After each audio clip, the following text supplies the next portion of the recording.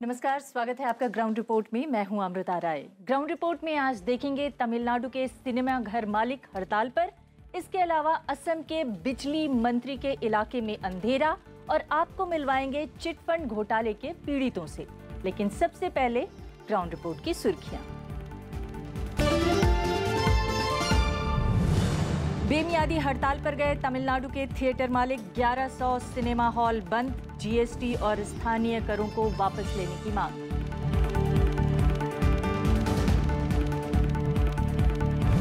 असम के सोनितपुर में कई गांवों को बिजली का इंतजार, लगने के बावजूद नहीं आई रोशनी, अंधेरे में हाथियों के हमले का भी डर।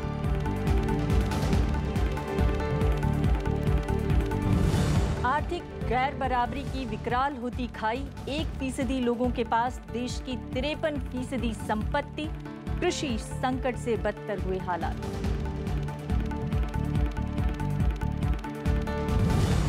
और चिटफंड घोटालों का दर्द सहते पश्चिम बंगाल के लोग, करीब 2.5 लाख करोड़ की चपत, रकम लौटाने की घटी उम्मीद।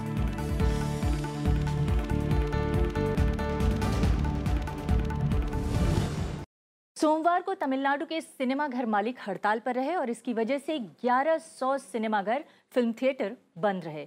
इनकी शिकायत नई कर व्यवस्था को लेकर है। आइए देखते हैं चेन्नई से खास रिपोर्ट। सिनेमा हॉल की टिकट खिड़की पर सन्नाटा। तमिलनाडु के सभी थिएटर्स में सोमवार को ऐसा ही नजारा दिखा।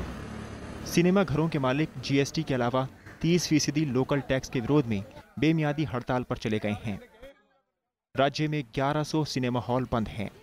जीएसटी के तहत 100 रुपए से ज्यादा के टिकटों पर 28% टैक्स लगेगा, जबकि 100 रुपए से कम वाले टिकटों पर 18% कर लगाया जाएगा।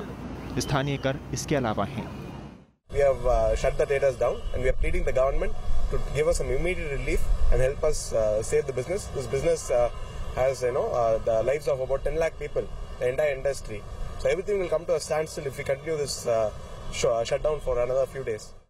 मशहूर फिल्म अभिनेता कमल हसन ने कहा कि पूरी इंडस्ट्री इस मामले पर एकजुट है। तमिलनाडु फिल्म प्रोड्यूसर्स काउंसिल के अध्यक्ष विशाल ने प्रोड्यूसर्स के हित में हड़ताल टालने की अपील तो की, लेकिन थिएटर मालिकों की मांगों को भी जायज ठहराया। सिनेमाघर मालिकों के संगठन का कहना है कि करीब 60% टैक्स चुकाने के बाद फिल्में दिखाना नामुमकिन हो जाएगा। We are not opposing anybody. We are asking, requesting the government. We are closing down because we are not able to run. Please allow us to run. Nothing up to the government to. Now the ball is in the government's court. They are going to call us. We will discuss with them. GST के खिलाफ गुजरात के सूरत में कपड़ा कारोबारियों में भारी गुस्सा देखने को मिला। सोमवार को विरोध प्रदर्शन इस कदर बढ़ गया कि पुलिस को लाठीचार्ज करना पड़ा। राजस्थान के मार्बल कारोबारियों की हड़ताल तीसरे दिन भी जारी रही। उदयपुर में मार्बल कारोबारियों ने बड़ी रैली भी निकाली।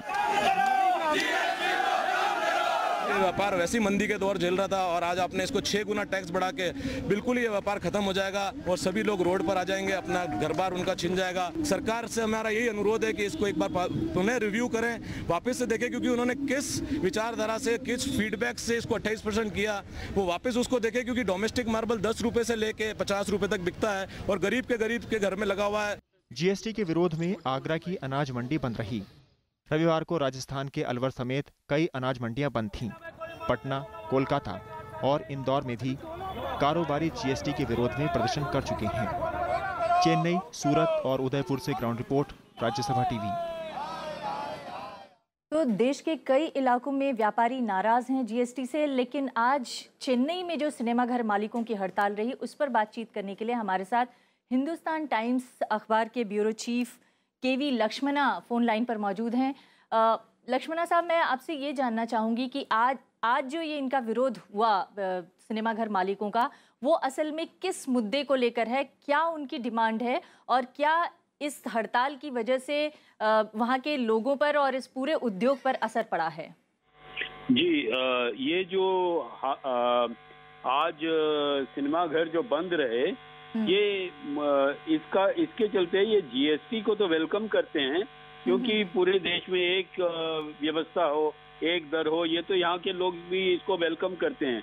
लेकिन यहाँ का जो राष्ट्र सरकार है, वो उनको काफी रेवेन्यू आता था फिल्मों से, मतलब एक तो मदिरा से, फिर फिल्मों से, ये काफी बड़ी आमदनी देने वाले जो सेक्टर है, उद्योग हैं। तो इस करते उन्होंने क्या किया है, स्टेट गवर्नमेंट ने एकदम चोरी चुपके से 30% टैक्स लागू कर दिया है। जो पहले एंटरटेनमेंट टैक्स होता था उसको तो नाम बदल दिया और उसको कह दिया कॉर्पोरेशन टैक्स, जैसे म्युनिसिपल बॉडीज लेवी करेंगे। तो इसके चलते कि करीब 58% का टैक्स बन गया। तो जो टिकट की दरें होंगी, जैसे 100 रुपए का टिकट हो जाएगा लगभग 150 रुपए का।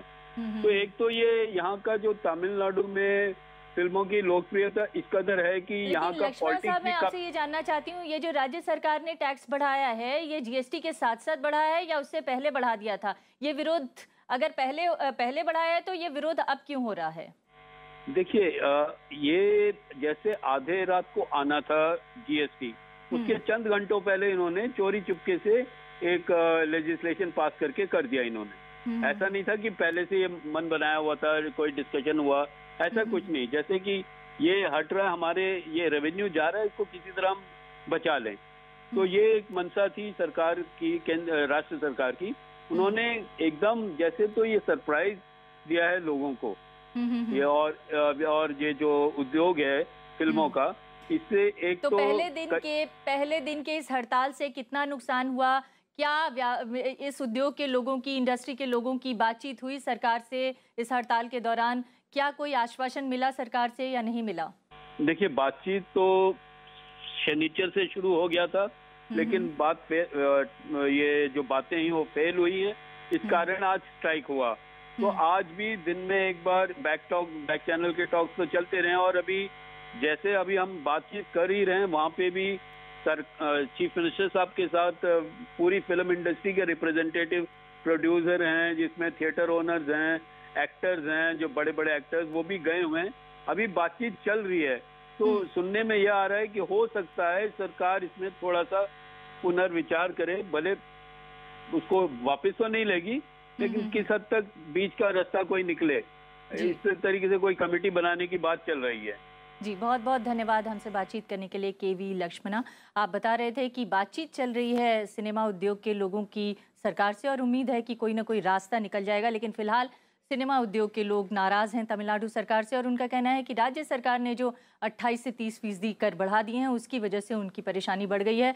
58 से 60% कर बढ़ गए हैं, जिसकी वजह से उनको लगता है कि ये उद्योग परेशानी में पड़ सकता है अगर इसी तरह से टैक्स बढ़ते रहे। अगली खबर असम से है। असम में तकरीबन 62.5% परिवार ऐसे हैं जिनके घरों में बिजली नहीं है। हालांकि राज्य सरकार का ये दावा है कि 95% गाँव में रूरल इलेक्ट्रिफिकेशन का काम पूरा हो चुका है। लेकिन चौंकाने वाली बात यह भी है कि राज्य के जो बिजली मंत्री हैं, उनके खुद के विधानसभा क्षेत्र में लोग बिजली के लिए तरस रहे हैं। एक रिपोर्ट। ये दो तस्वीरें असम के सोनितपुर जिले के दो अलग अलग गांव की हैं। रंगपाड़ा इलाके के पानबाड़ी गांव में 5 बरस पहले बिजली लाइन बिछी और ट्रांसफार्मर भी लगा, लेकिन बिजली कभी वहां नहीं आई। यहां फोन चार्ज करने के लिए सूरज की रोशनी का ही सहारा है। अगर बादल छा जाएं तो फोन चार्ज करना भी मुमकिन नहीं होता। आपके गांव में जब बिजली है ही नहीं तो मोबाइल कैसे चार्ज करते हैं आप? जी हाँ, छोटा सा सोलार लिए हुए हैं, तो सोलार में से कभी धूप करता है तो चार्ज होता है, और धूप नहीं करता है तो ऐसे ही रह जाता है। कुछ भी फायदा ही नहीं देता है। मोबाइल तो लाइट तो जलाने में तो ऐसे नहीं होता है, छोटा सा है सोलार। 5 साल पहले यहाँ पर बिजली का खूंटा लगा दिया गया, और आपके कहना अनुसार ट्रांसफार्मर भी था, लेकिन वो उस वक्त बिजली था नहीं। ट्रांसफार्मर मतलब वैसे दिखाने के लिए लगा दिया था, मतलब बिजली सप्लाई नहीं था। सप्लाई नहीं हुआ है। यही हाल सोनितपुर के ही भोगला बंगाली गांव का है। यहाँ अंधेरे में हाथियों के हमले में कई लोग जान गंवा चुके हैं, लेकिन यहाँ तक आज ना तो खंबे पहुंचे हैं और न ही बिजली के तार। कब से नहीं है बिजली का? कब से देख रहे हो आप लोग? स्टार्टिंग से नहीं है, जब से मतलब हम लोग का पिताजी था उस टाइम से है नहीं, अभी भी नहीं है। इसका मुसीबत यही पड़ गया कि यहाँ खंबे बिछे हैं कि नहीं? खंबे भी नहीं लगे? नहीं, एक भी नहीं है। ताज्जुब की बात यह है कि राज्य के बिजली मंत्री इसी इलाके के हैं। रंगपाड़ा के विधायक और बिजली मंत्री पल्लव लोचन दास कहते हैं कि बिजली लाने की कोशिश की जाएगी, लेकिन अब तक क्यों नहीं आई, इस सवाल का अधिकारियों के पास कोई जवाब नहीं है। का ट्रांसमिशन का थोड़ा इश्यूज है और फिर डिस्ट्रीब्यूशन का भी इश्यूज है, उसके लिए बड़ा इन्वेस्टमेंट चाहिए। तो इन्वेस्टमेंट के लिए भी हम लोग एडीबी के साथ बात कर रहे हैं, वर्ल्ड बैंक के साथ बात कर रहे हैं, तो ऊपर हम लोग काम कर रहे हैं, थोड़ा टाइम लगेगा। ये मैं डिनाई नहीं करता हूँ, लेकिन हम लोग का काफ़ी विलेज फॉरेस्ट विलेज है, तो फॉरेस्ट के अंदर काम चलने के लिए थोड़ा सा प्रोसीड्यूरल थोड़ा सा प्रॉब्लम होता है, फॉरेस्ट क्लियरेंस चाहिए, तो फॉरेस्ट विलेज में हम लोग का थोड़ा सा प्रॉब्लम है। राज्य में साल भर पहले बीजेपी की सरकार बनी, वो गांव-गांव बिजली पहुंचाने के दावे कर रही है, लेकिन असम के कई गांव आज भी बिजली से महरूम हैं और इससे वहां के लोगों में खासी नाराजगी है। असम के सोनितपुर से ग्राउंड रिपोर्ट के लिए पंचानन मिश्र। और इस रिपोर्ट को पहुंचाने वाले पंचानन मिश्रा इस वक्त हमारे साथ मौजूद हैं। पंचानन, हालांकि अगर आंकड़ों को देखें तो असम में बिजली की खास कमी नहीं है, लेकिन लोगों तक बिजली पहुंच नहीं रही है और ख़ास तौर से जो ग्रामीण इलाके हैं, सरकार के आंकड़े कहते हैं कि 95% रूरल इलेक्ट्रिफिकेशन हो चुका है, 5% ऐसे इलाके हैं जहां पर इलेक्ट्रिफिकेशन नहीं हुआ है। लेकिन जो आपकी रिपोर्ट बता रही है उसमें तो खुद बिजली मंत्री के इलाके में अगर बिजली नहीं आ रही है तो कितनी सीरियस है ये बात? बिल्कुल ठीक बात है। देखिए, संसद में जो आंकड़े रखे गए, कहा गया कि 3 साल में 2350 असम के गांव में बिजली पहुंची है। लेकिन यहाँ समस्या ये है कि जो ये रंगपाड़ा से विधायक हैं और ये पल्लव लोचन दास, इन जिस एरिया से चुन के आते हैं वहाँ पर ही करीब 10 गाँव ऐसे जहाँ पर बिजली नहीं है। 2 गाँव हम लोग जा चुके हैं, तो उसमें ये देखा गया कि वहाँ बिजली नहीं पहुँची, जबकि वहाँ पर हाथियों की समस्या है और अभी बाढ़ आ गई। उसके उस दोनों दौर में गाँव वालों के सामने बहुत बड़ी समस्या आती, लेकिन बिजली यहाँ तक पहुँची नहीं। ट्रांसफार्मर रख दिए गए 5 साल पहले, ट्रांसफार्मर रखे हुए, लेकिन उसके बावजूद भी लाइन बिछी नहीं है। तो एक बड़ी समस्या है और कलेक्टर भी स्वीकार कर रहे हैं और विधायक भी स्वीकार कर रहे हैं। मैंने आपकी ही कहानी में देखा कि एक शख्स ये बता रहे हैं, शायद वो बिजली मंत्री थे या कोई अधिकारी थे, जो ये बता रहे हैं कि मामला जो है वो डिस्ट्रीब्यूशन और ट्रांसमिशन का ज़्यादा है। क्या सिर्फ ट्रांसमिशन और डिस्ट्रीब्यूशन का ये मामला है या फिर कहीं अनदेखी का भी मामला है? देखिए, सालों हो गए आज तक कभी वहाँ पर बिजली, जो 5 साल पहले जो ट्रांसफार्मर की बात है उसमें यह तय हुआ था कि बिजली पहुँच जाएगी, लेकिन उसके बाद ट्रांसफार्मर रखने के बाद कोई आया नहीं है। तो इसका मतलब ये है कि विल पावर की कहीं ना कहीं सरकारी कमी है। लेकिन जब उससे सवाल किया गया तो उन्होंने कहा कि नहीं, इस पर हम जल्दी दिखवा रहे हैं और इसको जल्दी बिजली पहुँचाई जाएगी।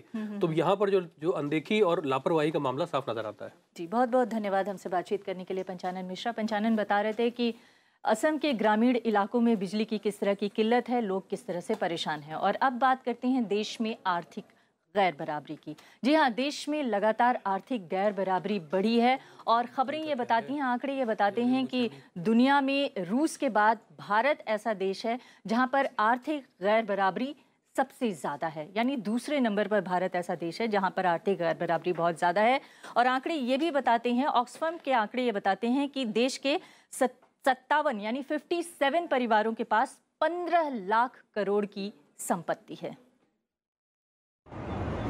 हर अंतर्राष्ट्रीय रिपोर्ट भारत में गैर बराबरी की विकराल होती हालत पर रोशनी डाल जाती है। हाल में संयुक्त राष्ट्र की report the better business better world से सामने आया कि आर्थिक विषमता के मामले में भारत रूस के बाद दूसरे स्थान पर है। इस रिपोर्ट में बताया कि महज 1% भारतीयों के पास ही देश की 53% संपत्ति है। बेशुमार दौलत पर चंद लोगों के एकाधिकार को जाहिर करने वाले दस्तावेज पहले भी जारी हुए हैं। जो विषमता है उसमें एक बढ़ने की प्रवृत्ति होती है और उसका कारण ये है कि आमतौर से जिनके पास ज़्यादा पूंजी होती है उसको औसत रूप से उनको उसका प्रतिफल भी ज़्यादा मिलता है। इसी साल जनवरी में एन इकोनॉमी फॉर 99% के नाम से ऑक्सफैम की रिपोर्ट आई थी। उसमें बताया गया कि भारत की 58% संपत्ति पर महज 1% आबादी का कब्जा है। सिर्फ 57 परिवारों के पास करीब 15 लाख करोड़ रुपए की संपत्ति है, जो देश की 70% गरीब आबादी की जायदाद के बराबर है। भारत में समस्या सिर्फ यही नहीं है, बल्कि अलग अलग क्षेत्रों और राज्यों के बीच भी आर्थिक असमानता बढ़ रही है। अगर क्षेत्रों के बीच की विषमता बढ़ेगी तो और कुल मिला के अगर विषमता बढ़ेगी तो इससे सामाजिक जो एक अशांति है उसके बढ़ने की संभावना रहती है। तो कुल मिला के हमें ऐसी नीतियां अपनानी पड़ेंगी जो कि पिछड़े क्षेत्रों का ज़्यादा तेज़ी से विकास कर सकें।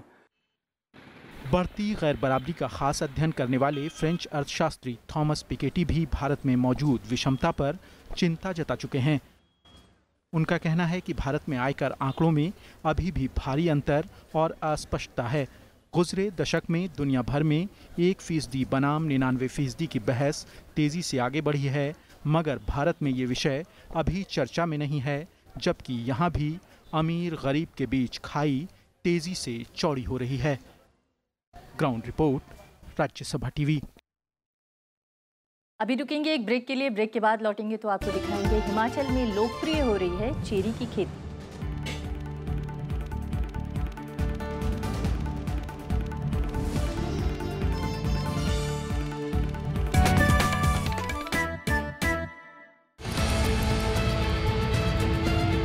सड़क का संघर्ष,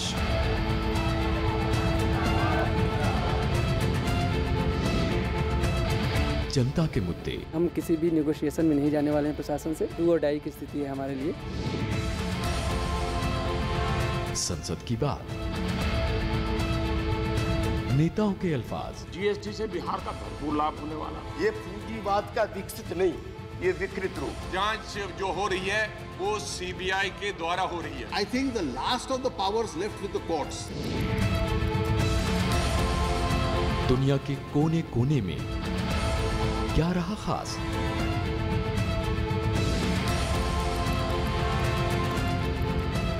हमारी खबरों के साथ कीजिए दिन का आगाज। नमस्कार, स्वागत है आपका। आपके साथ मैं हूं अमृता चौरसिया। नमस्कार, मैं हूं आपके साथ प्रीति। आइए शुरुआत करते हैं हेडलाइंस के साथ। राज्यसभा टीवी के साथ सुबह 7 और 9 बजे।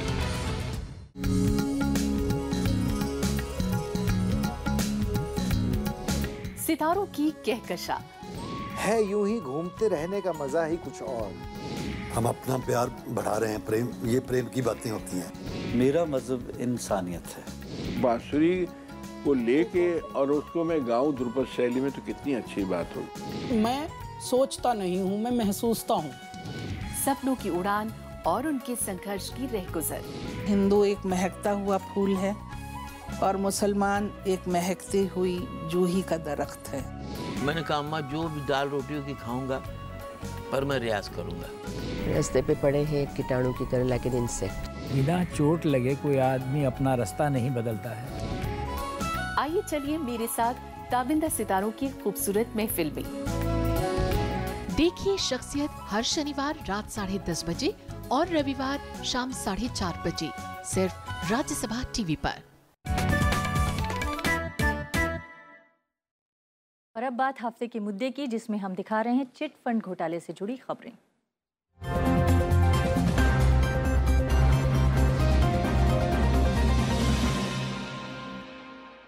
पश्चिम बंगाल में हुए चिटफंड घोटाले में माना जाता है कि तकरीबन 2.5 लाख करोड़ रुपए स्वाहा हो गए।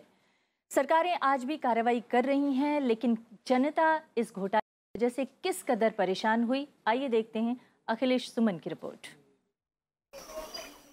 परिमल राय अपने गांव के पास शहर में चाय नाश्ते की दुकान चलाते हैं। इन्होंने 2 चिटफंड कंपनियों रोज वैली और आईकोर में पैसा जमा कराया। दोनों कंपनियों के एजेंटों ने लालच दिया कि 1 साल में 20,000 रुपए के बदले उन्हें 30,000 रुपए मिलेंगे। परिमल राय 3 साल से ज्यादा समय तक पैसा जमा करते रहे, लेकिन एक दिन ये खबर आई कि दोनों कंपनियां बंद हो गई हैं। इन कंपनियों के एजेंट ने पहले उन्हें पैसा वापस दिलाने का आश्वासन दिया, लेकिन बाद में उन्होंने हाथ खड़े कर लिए। इसमें 3 साल 4 साल हम पैसा उठाया। कितना रोज? है ना, 2 साल बाद उठाया। एक बार 30,000 उठाया, हाँ, और किया तो उसमें 50,000 उठाया।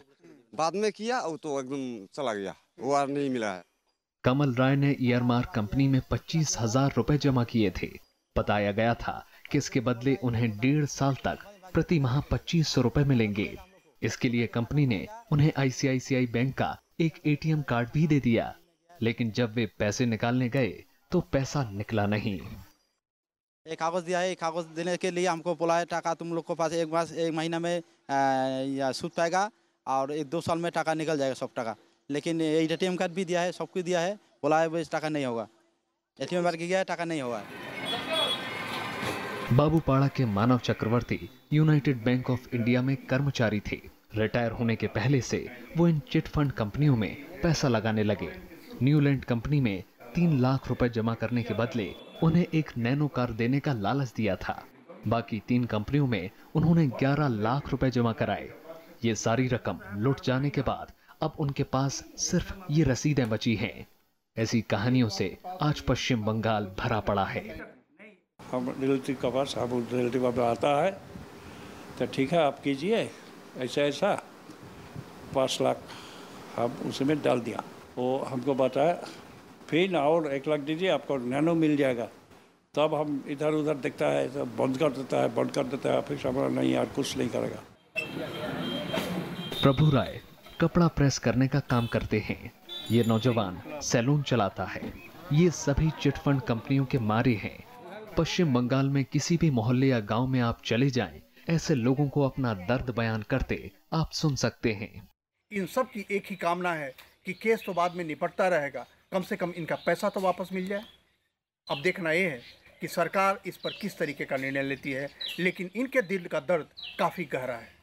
राज्यसभा टेलीविजन के लिए कैमरा पर्सन सुधांशु के साथ ग्राउंड रिपोर्ट के लिए जलपाईगुड़ी से अखिलेश सुमन। देश में स्कूलों की हालत क्या है, इसकी एक मिसाल असम के बारपेटा जिले में देखने को मिली, जहां पर स्कूली छात्रों को पानी से लबालब भरे क्लासरूम में परीक्षा देने के लिए मजबूर होना पड़ा। आइए देखते हैं एक रिपोर्ट। ये तस्वीर असम के बारपेटा जिले की है। वहां हाल ही में छात्रों को पानी में बैठकर इम्तिहान देना पड़ा। पिछले कुछ दिन से हो रही लगातार बारिश के चलते ये हालात पैदा हुए। बारिश के कारण बारपेटा जिले में बेकी नदी उफान पर है। दूसरी नदियों में भी पानी बढ़ गया है, मगर इनके मद्देनजर स्कूल प्रशासन वाजिब इंतजाम करने में नाकाम रहा।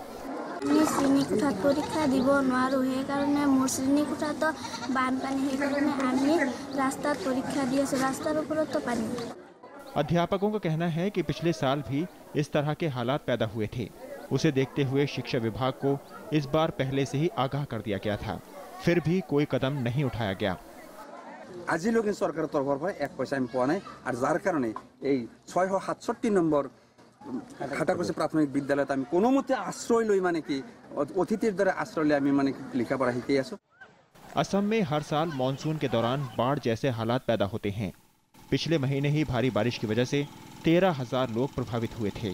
इन सब के बीच प्रशासन की ओर से बाढ़ से निपटने के लिए कोई खास इंतजाम नहीं आते। असम के बारपेटा से ग्राउंड रिपोर्ट, राज्यसभा टीवी। और अब इतिहास के पन्नों में बात राष्ट्रीय रक्षा अकादमी यानी एनडीए के बनने की कहानी।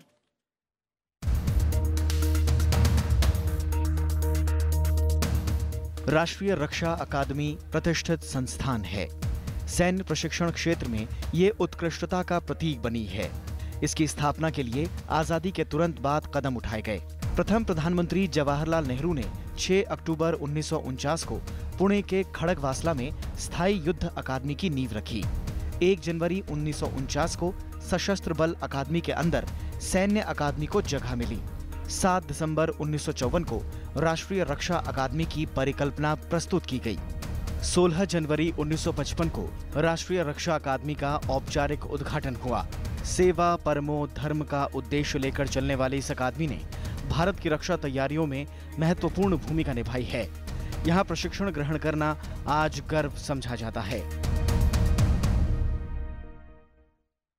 हिमाचल प्रदेश में सेब की खेती के बारे में तो आपने बहुत सुना होगा, लेकिन आजकल हिमाचल प्रदेश के किसान सेब के बजाय चेरी उगाने में व्यस्त हैं और वहाँ पर चेरी की खेती ज़्यादा लोकप्रिय इसलिए हो रही है क्योंकि उसमें मुनाफा ज़्यादा है।